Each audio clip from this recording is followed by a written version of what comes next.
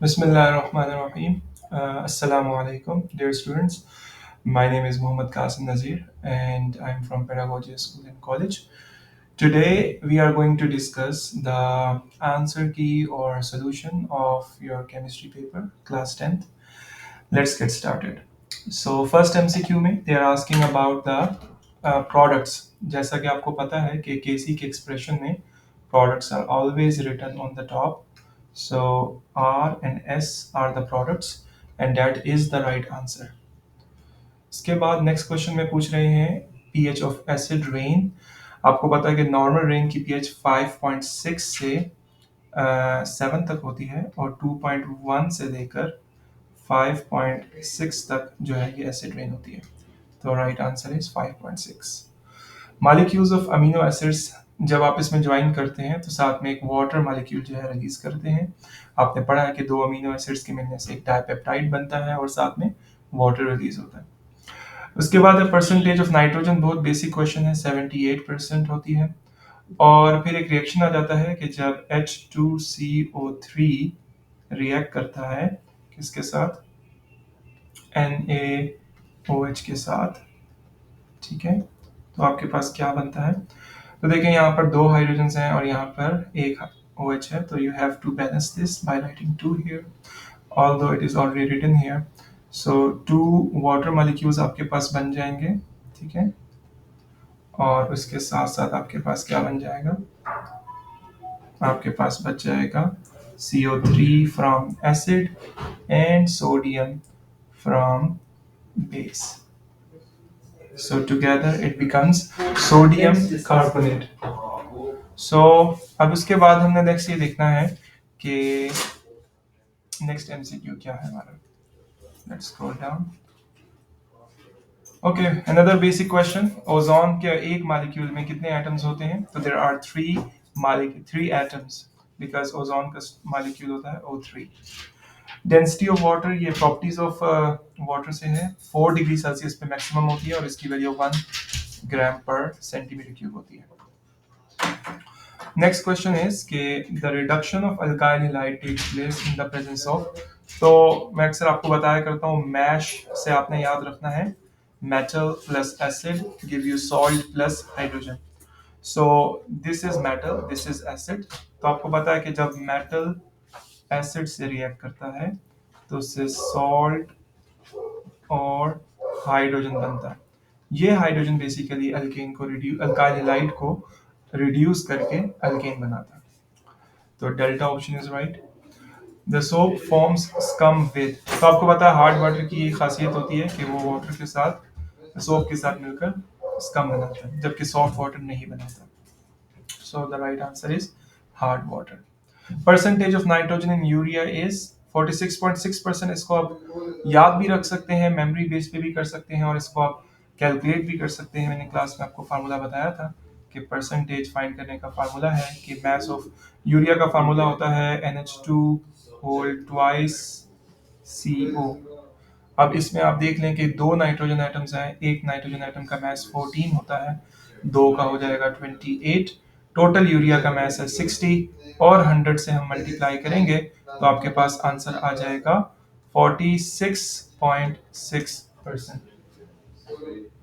Okay, अच्छा भाई, उसके बाद नेक्स्ट आपके पास क्या आ जाता है, oil detergent is use to concentrate a metallic ore. हाँ देखें, जो ऑयल यूज होता है ये फ्रॉथ फ्लोटेशन प्रोसेस में यूज होता है, ठीक है. इसके बाद नेक्स्ट आपके पास आ जाता है the functional group of aldehyde is CHO.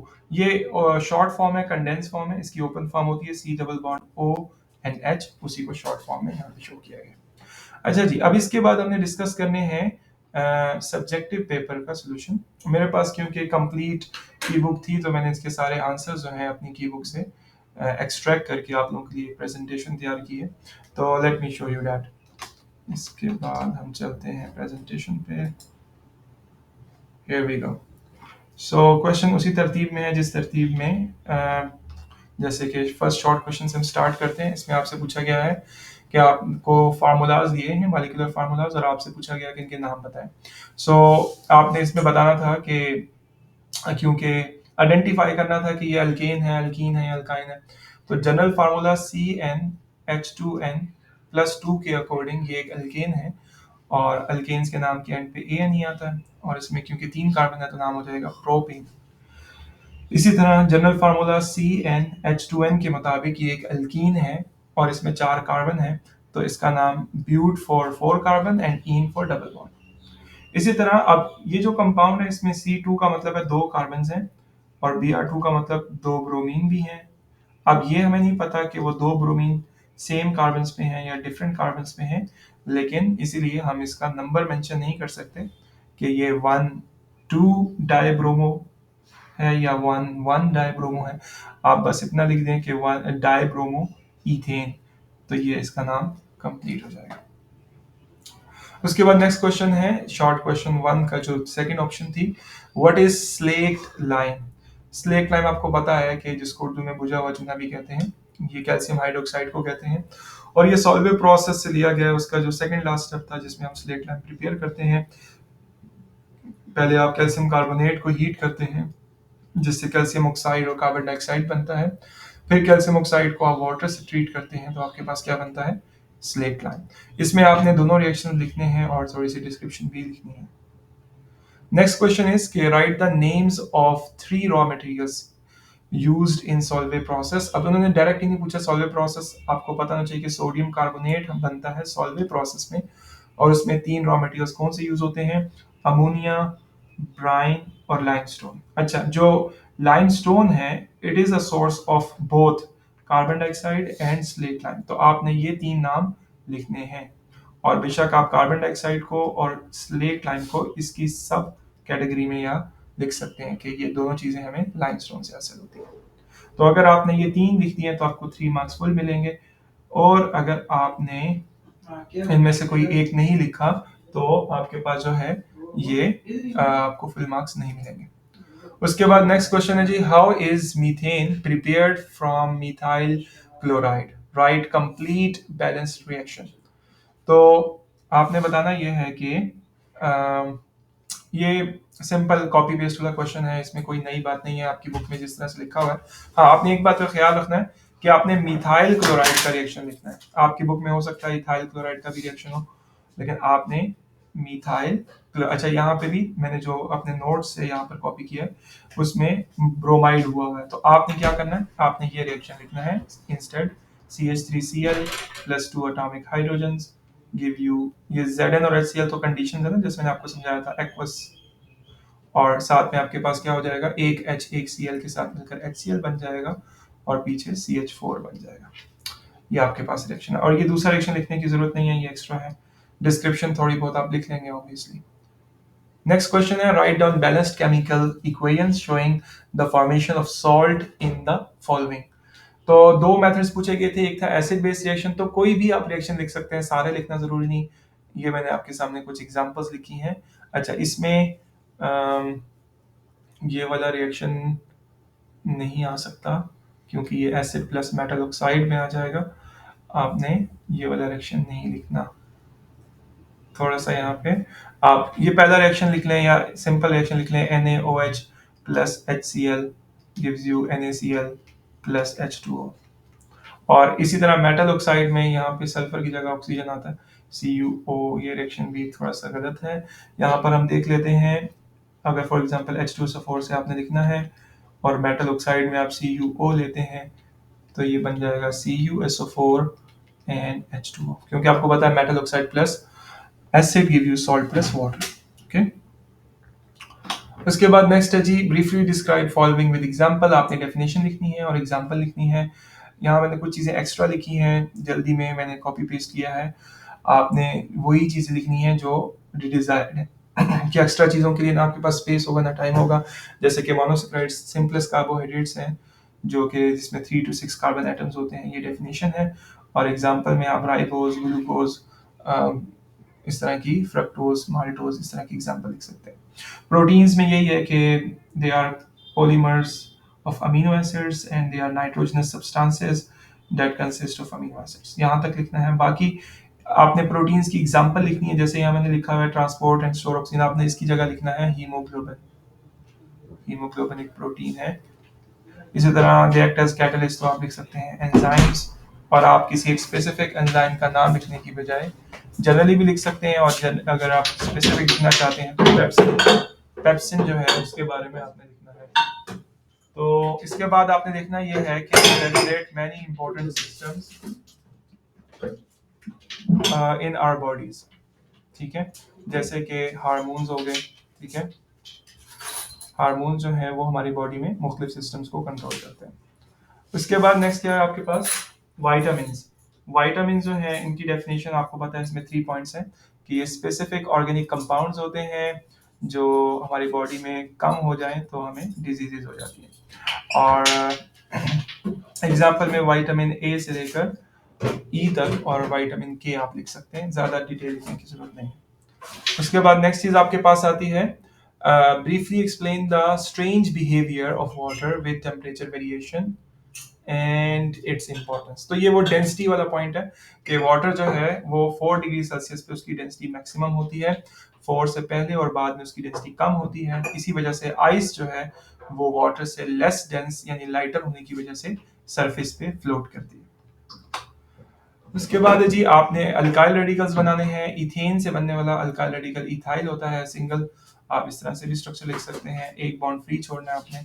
Pentane से, नॉर्मल पेंटाइल का मतलब है कि आप टर्मिनल कार्बन से हाइड्रोजन रिमूव करेंगे, और आइसोपेंटाइल का मतलब है कि आप नॉन टर्मिनल कार्बन से, जैसे सेकंड कार्बन से आप हाइड्रोजन रिमूव करेंगे। आपके केस में आप कोई एक रिमूव कर दें नॉर्मल पेंटाइल तो वो भी काफी है। इसी तरह ब्यूटेन है, ब्यूटेन से आप ब्यूटाइल बना सकते हैं। ब्यूटाइल जो है वो भी दो बन सकते हैं, नॉर्मल ब्यूटाइल में टर्मिनल कार्बन से रिमूव कर रहे हैं जैसे ये है, और आइसो ब्यूटाइल में नॉन टर्मिनल से, तो आप कोई भी एक बना लें, दैट इज एनफ। उसके बाद नेक्स्ट है जी determine the reactants and products in the given expression. इसमें पेपर में भी मिस्टेक थी, और मिस्टेक ये थी कि आपके पास जो है ये टू जो है वो ब्रैकेट के यहाँ पर होना चाहिए था पावर में, लेकिन it's okay as long as you understand this. तो यहाँ पर आपके पास ये थोड़ा सा टाइपो मिस्टेक है, यहाँ पे CO2 आता है, ठीक है। तो देखें जो प्रोडक्ट्स होते हैं वो टॉप पे होती हैं, ये प्रोडक्ट्स मैंने टॉप वाली यहाँ लिख दी, और जो रिएक्टेंट्स होते हैं वो बॉटम में होते हैं, ठीक हो गया। उसके बाद आपने देखना ये है कि जो CH3OH है ये आपने लिख दिया टॉप पर, और जो H2 और CO है ये आपने लिख दिया बॉटम में। जो पावर्स थे वो कॉफिशिएंट में आ गए, तो ये दो रिएक्शंस आपने लिख देने हैं। उसके बाद नेक्स्ट चीज की तरफ चलते हैं, अमीनो एसिड का स्ट्रक्चर ड्रॉ करना आपको पता है, और फंक्शनल ग्रुप्स आइडेंटिफाई करने हैं। There are only two functional groups, one is carboxylic acid and the other one is amine, और इस amino is the functional group and amine is the family. R is not a functional group. This is the most common mistakes I guess students will make, कि R को वो functional group कह देते हैं। R is a side chain, ठीक है। It is a group but not a functional group, and this is the general structure of amino acid. इसके बाद नेक्स्ट है जी हार्ड वाटर किस तरह से क्लीनिंग एक्शन को हैम्पर करता है, मतलब स्टॉप करता है। तो आपने बता दिया कि हार्ड वाटर जो है ये सोप के साथ जो है स्कम बना देता है इंस्टेड ऑफ लादर, जिसकी वजह से क्या होता है कि एक क्लाउडीनेस आ जाती है पानी में, जो प्रेसिपिटेट की फॉर्म में, वाइट प्रेसिपिटेट की फॉर्म में कपड़ों के ऊपर जो है वो स्टक हो जाता है, जिसको हम स्कम कहते हैं। इस तरह से हमारा जो सोप है वो बहुत ज़्यादा वेस्ट हो जाता है, और क्लीनिंग एक्शन जो है वो इफेक्ट होता है। इसके बाद है जी briefly explain the roasting process with two examples. Roasting आपको पता है जिसमें मेटल सल्फाइड्स को ऑक्सीजन से रिएक्ट करते हैं, और मेटल ऑक्साइड्स और बाय प्रोडक्ट में सल्फर डाइऑक्साइड बनाते हैं, यानी कि सल्फाइड्स को ऑक्साइड्स में कन्वर्ट करने के प्रोसेस को रोस्टिंग कहते हैं। आपने प्रॉपर डेफिनेशन देखी है यहाँ पर, वो लिखनी है और एग्जांपल्स लिखनी है। उसके बाद नेक्स्ट है what are Arrhenius acids and bases, briefly explain. यहाँ पे इजी है, यहाँ पर बस आपने रिवर्सिबल एरो लगाना है, और एरो के ऊपर आपने वाटर लिखना है।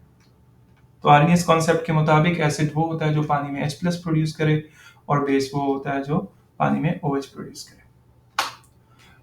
वाटर बॉर्न डिजीजेस वो होती हैं जो कंटेमिनेटेड वाटर के कंजम्पशन से होती हैं, जॉन्डिस, हेपेटाइटिस, टाइफाइड। आपने पूरी पूरी डिटेल नहीं लिखनी, आपने सिर्फ इसमें से जो सिम्टम्स होते हैं जैसे कि yellowness of skin and eyes, loss of appetite, weakness and fatigue, ये लिखना है आपने, ठीक है। अब इस डिजीज के सिम्टम्स में आ जाएगा इन्फ्लेमेशन, फ्लीवर, और यहाँ पर टाइफाइड में आ जाएगा आपके पास continuous fever and irregular pulse. सिर्फ ये बातें लिखनी है आपने और नाम लिखने हैं। नेक्स्ट चीज आपके पास आती है ओपन चेन और क्लोज चेन में फर्क, डेफिनेशंस और एग्जांपल लिखनी है, और उन्होंने खास तौर पे स्ट्रक्चरल फार्मूलाज का कहा गया। So this is not a structural formula, this is condensed structural formula, तो दिस इज स्टिल क्लोज। तो लेकिन स्ट्रक्चरल फार्मूला एक्चुअल में अगर देखा जाए इन इट्स ट्रू सेंस तो आपने सारे बॉन्ड्स ओपन करके शो करने हैं। उसके बाद नेक्स्ट है जी ब्रीफली डिस्क्राइब एसिड रेन। आपने डेफिनेशन लिख दी जो आपको ऑब्जेक्टिव में ऑलरेडी पता चल चुकी है कि having the pH should be less than 5.6। और कॉजेज में बता देना है सॉक्स और नॉक्स जो फॉसिल फ्यूल की बर्निंग से बनते हैं वो एयर में मौजूद ऑक्सीजन और वाटर से रिएक्ट करके सल्फ्यूरिक एसिड और नाइट्रिक एसिड बना देते हैं जो कि रेन वाटर से मिक्स होकर एसिड रेन बना देते हैं। नेक्स्ट इज कि आपने दो मेथड लिखने हैं प्रेपरेशन ऑफ ईथेन के लिए। तो ऑब्वियसली एक है आपके पास हाइड्रोजनेशन अल्कीन और अल्काइन दोनों की, और एक है reduction of alkyl. Just writing name is not enough, आपने रिएक्शंस के जरिए लिखना भी है, प्रिपेयर भी करना है। उसके बाद है सक्रोज, लैक्टोज और माल्टोज, इन तीनों के बारे में आपने बताना है कि ये डाइसैकेराइड कैसे हैं। आपने सबसे पहले डेफिनेशन लिखनी है कि डाइसैकेराइड्स वो होते हैं जो पानी में हाइड्रोलिसिस पर दो मोनोसैकेराइड्स बनाते हैं, और फिर आपने ये तीन रिएक्शंस लिखने हैं जिसमें आपने बताना है कि कौन से डाइसैकेराइड से कौन कौन से मोनोसैकेराइड्स हमें मिलते हैं। Write chemical reactions to show ozone layer. Ozone layer की फॉर्मेशन आपकी बुक में सच नहीं है, बट ओजोन की वर्किंग से आप इसको रिलेट कर सकते हैं, उससे आप आइडिया लगा सकते हैं कि जब O2 जो है स्ट्रेटोस्फीयर में यूवी लाइट से एक्सपोज होता है तो वो O3 में कन्वर्ट हो जाता है। और अगर आप समझते हैं कि ये बहुत कम है तो आप उससे रेलिवेंट चीज़ें ये लिख सकते हैं कि हाउ ओजोन वर्क्स। तो उसमें भी ओजोन बन ही रहा है एक तरह से, O2 से O3 में कन्वर्ट हो रहा है, तो ये भी आप साथ में सपोर्टिंग आंसर में लिख सकते हैं। अच्छा, नेक्स्ट है जी what is meant by self ionisation. ये मैंने गेस्ट पेपर में भी आपको दिया था along with many other questions that we have already discussed। तो आपने जस्ट इसमें कोशिश करें कि डिटेल्ड यानी शॉर्ट फॉर्म लिखी है, नेट रिएक्शन लिखा है आपकी बुक में। जो ओवरऑल रिएक्शन है ये वाला, आपने ये रिएक्शन लिखना है जिसमें एक वाटर अपना प्रोटॉन दूसरे को दे रहा है, चाहे तो लोन पेयर भी बना दें अगर आपके पास टाइम है। एरो आपने रिवर्सेबल रखना है, ये मिस्टेक नहीं करनी आपने, आपकी बुक में भी ये मिस्टेक है कि एरो रिवर्सिबल है, तो आई गेस आपके मार्क्स नहीं कटने चाहिए इस बेस पे, लेकिन आपको पता होना चाहिए कि ये आपके पास सेल्फ आयनाइजेशन का रिएक्शन है। Arrow lone pairs everything should be perfect. Global warming और उसके कॉजेज क्या हैं, देखें इंसिनरेशन होता है वेस्ट को बर्न करना, फॉसिल फ्यूल फैक्ट्रीज में या गाड़ियों में बर्न करने से आपके पास जो है ये गैसेस बनती हैं जो कि हीट को ट्रैप करती हैं जैसे कि कार्बन डाइऑक्साइड, और फिर ये क्या करते हैं इससे अर्थ का टेम्परेचर बढ़ता है जिसको ग्लोबल वार्मिंग कहते हैं। उसके बाद है how does industrial waste pollute the water. Industrial waste में आपने बता दिया कि ये हैवी मेटल्स आ जाते हैं जो कि मुख्तलिफ डिजीजेस कॉज करते हैं, ये इंपॉर्टेंट पॉइंट्स हैं जो आपने लिखते हैं। उसके बाद इक्विलिब्रियम कांस्टेंट जो है उसकी डेरिवेशन करनी है आपने, पूरी डेरिवेशन बुक में दी हुई है, मैंने आपको गेस्ट पेपर में भी बताया था, दो ही लॉन्ग क्वेश्चन थे और जो एक मोस्ट एक्सपेक्टेड लॉन्ग क्वेश्चन था वही आया, लॉ ऑफ मास एक्शन। तो आपने जो है ये पूरी डेरिवेशन ए टू जी करनी है, और डेरिवेशन के एंड पर आपने केसी की डेफिनेशन भी लिखनी है जैसे कि ये लिखी हुई है। उसके बाद नेक्स्ट लॉन्ग क्वेश्चन है, आपने इस रिएक्शन में बताना है एसिड और बेस को। मैंने जस्ट शॉर्ट एक्सप्लेनेशन किया, प्रॉपर इंट्रोडक्शन पे डेफिनेशन और फिर एग्जांपल्स में आप यही दो एग्जांपल्स लेंगे जिसमें NH3 और HCl रिएक्ट कर रहा है, इसी में आपने बताना है कि HCl ने प्रोटॉन डोनेट किया और NH3 ने प्रोटॉन एक्सेप्ट किया, इसीलिए ये एसिड और बेस है ब्राउनस्ली लॉ के मुताबिक। व्हाट इज सॉफ्ट वाटर, जो कि सोप के साथ जो है वो स्कम ना बनाए बल्कि झाग बनाए। तो बेसिकली परमानेंट हार्डनेस को रिमूव करने के दो मेथड्स हैं, एक वॉशिंग सोडा वाला मेथड ये लिख देना आपने अलोंग विद रिएक्शन, और एक है आयन एक्सचेंज रेजन और उसके दोनों रिएक्शंस लिख देने हैं। उसके बाद है आरएनए क्या है। आरएनए के बारे में ज़्यादा डिटेल मौजूद नहीं थी, मोस्टली मैं स्टूडेंट्स को रिकमेंड करता हूँ कि वो लॉन्ग क्वेश्चन अटेम्प्ट ना करें जिसमें ज़्यादा लिखने के लिए आपके पास नहीं है। अगर आपको दोनों लॉन्ग आते हैं तो उसको प्रेफर करें जिसमें आप ज़्यादा एक्सप्लेन कर सकते हो, और अगर आपके पास और कोई चॉइस नहीं है, आपने वही अटेम्प्ट कर लिया है, तो कोशिश करें कि उससे रेलिवेंट जो चीज़ें हैं वो लाजमी लिखें। जैसे आरएनए के स्ट्रक्चर के बारे में ज़्यादा डिटेल नहीं है, सिर्फ यही है कि सिंगल स्ट्रैंडेड होता है, राइबोन्यूक्लिक एसिड होता है, राइबो शुगर होती है, और इसका फंक्शन पे फिर बात आ जाती है। तो आप फंक्शन भी लिख दें, आरएनए के बारे में सब कुछ लिख दें, ठीक है, क्योंकि मैंने पूछा व्हाट इज आरएनए, तो आरएनए के बारे में सब कुछ लिख दें। फिर स्ट्रक्चर में आप न्यूक्लियोटाइड के बारे में बता दें कि भाई न्यूक्लियोटाइड जो है, क्योंकि आरएनए हो या डीएनए दोनों न्यूक्लियोटाइड्स पर मुश्तमिल होते हैं, तो उसमें क्या क्या चीज़ मौजूद होती है, nitrogenous base, pentose sugar, phosphate group, ये आपने बता देना। ठीक है। उसके बाद आता है ट्रोपोस्फेयर और स्ट्रेटोस्फेयर में फ़र्क बता दें आप इनमें, इन टर्म्स ऑफ इनकी हाइट में फ़र्क बता सकते हैं, इसमें टेम्परेचर में फ़र्क बता सकते हैं, और आप इनके फंक्शंस में फ़र्क बता सकते हैं। एक का काम है ओजोन लेयर रखना और अर्थ को अल्ट्रा वायलेट रेज से प्रोटेक्ट करना, और दूसरे का काम है मोस्ट ऑफ द गैसेस, यानी हमारा जो एटमॉस्फेयर है जिसमें हम सांस लेते हैं वो बनाना, क्लाउड्स की फॉर्मेशन, और ये सारा कुछ है एयरक्राफ्ट जिसमें फ्लाई करते हैं। तो ये आपने ज़रूरी नहीं कि कॉलम बना के लिखें, आप हेडिंग्स बना के भी लिख सकते हैं, बट आपके कंट्रास्टिंग पॉइंट्स होने चाहिए तो जिससे डिफरेंस जो है वो शो हो। ये फ्लोशीट डायग्राम मैंने आपको इम्पोर्टेंट मार्क कराई थी और ये आ भी गई, और इसमें जस्ट आपने फ्लोशीट डायग्राम बनानी थी, थोड़ा बहुत एक्सप्लेन कर सकते हैं तो वो भी कर लें कि किस तरह से ये चीज़ें हो रही हैं। पेट्रोलियम की फ्रैक्शंस के नाम लिखने थे और उनके यूजेस लिखने थे, ये भी आपको नोट्स से, आपको एग्जैक्ट वही क्वेश्चन आंसर्स आए हैं जो नोट्स में मौजूद थे। अगर आपने वहाँ से तैयारी की होती तो it should have been a piece of cake for you. और write chemical equation showing reactions of alkene and alkyne, ये वही रिएक्शन है जो इवन मैंने क्लास में आप लोगों को याद भी कराया था कि ये इतना इंपॉर्टेंट है कि तो बेसिकली इसमें आपने KMnO4 को पहले अल्कीन से रिएक्ट कराना था जिसमें इथाइलिन ग्लाइकोल बनता है, और फिर आपने उसको रिएक्ट कराना था अल्का अल्काइन से। अब आपकी बुक में ये बैलेंस नहीं है, ये मैंने उसी तरह लिख दिया जिस तरह आपकी बुक में है, क्योंकि हर बच्चे को करेक्शन नहीं करवाई जाती क्लास में। जो इसका करेक्ट वेरिएंट था वो हाउएवर डिफरेंट था।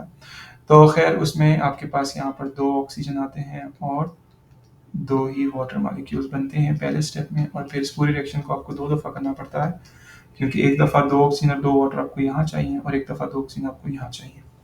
तो खैर ऑक्सैलिक एसिड आपने बना के दिखा देना है, and that is it. So that's all for today. See you in the next paper. हाफिज़।